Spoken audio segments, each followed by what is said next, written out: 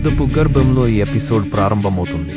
సూర్యుడు అస్తమయమవుతూ ఆకాశాన్ని కమల ఎరుపు రంగుల్లో అలంకరిస్తున్నాడు.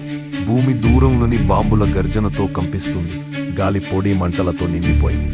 భారత సైనికులు ఒక తెలియని తిరుగుబాటు దళంతో ధైర్యంగా పోరాడుతున్నారు. కానీ ఇది సాధారణ శత్రువు కాదు. వారు అసాధారణ ఖచ్చితత్వంతో గాఢమైన చీకటి శక్తి ద్వారా నడిపింపబడుతున్న వారిలా యుద్ధం చేస్తున్నారు. ఈ గందరగోళంలో మన కెప్టెన్ వెంకటేష్ని కలుస్తాము. శాంతంగా కానీ తీవ్రంగా ఉన్న యోధుడు. అతని సహచరులు అతనిలోనే ఆశ పెట్టుకుంటారు. బుల్లెట్లు ఎగురుతూ సైనికులు పడిపోతున్నా అతను గమ్యం తెలిసిన వాడిలా ముందుకు సాగుతున్నాడు. యుద్ధభూమిని పటముల కన్నా మెరుగ్గా తెలుసుకున్నట్టు. అనుకోకుండా దగ్గరలో ఒక షెల్ పేలిపోతుంది. వెంకటేష్ నేలపై పడిపోతుంది. స్క్రీన్ ఒక స్మృతికి మారుతుంది. ఒక చిన్న గ్రామం. ఒక బాలుడు తండ్రితో అగ్ని పక్కన కూర్చున్నాడు. వెంకటేష్ తండ్రి ఒక మృదువైన ఆధ్యాత్మిక వ్యక్తి. బాలుడికి ఒక ప్రాచీన రహస్యం చెబుతాడు. అగ్నిదేవుడితో సంబంధమున్న వంశం గురించి, యుగయుగాలుగా ధర్మాన్ని కాపాడిన రక్షకుల గురించి. ప్రతి తరహాలో ఒక ఎంపికైన వ్యక్తికి అగ్ని త్రిశూలమనే గుర్తు ఉంటుంది. వెంకటేష్ తన తొలుపును చూస్తున్నాడు.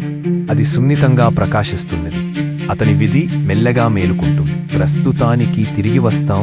చీకటి సైనిక యుద్ధగదిలో వెంకటేష్ అతని కమాండర్ ఇచ్చే సమాచారాన్ని జాగ్రత్తగా వినిపిస్తున్నాడు. దాడులు ఒక పురాతన భూగర్భ ప్రాంతం నుండి వస్తున్నాయి. ఆధునిక పటాలలో కనిపించని చోటు. ఆకారరహిత జీవులు అనే గూఢ చర్చలు, గోడలపై కొట్టిపొడిచిన పురాతన చిహ్నాలు ఉంటాయని అంటారు. వెంకటేష్ ముందుకు రాగానే అతని వాక్యన బాధ్యత ఈ దుష్ట శక్తికి అంతం చేయడం.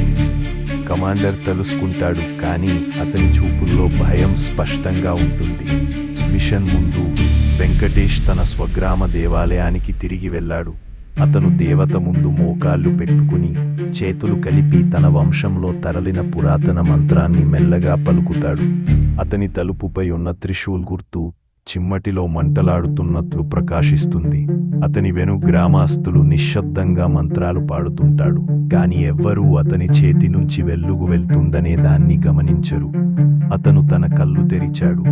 ఇక సంకోచం లేదు, కేవలం సంకల్పమే. రాత్రి పడుతుంది.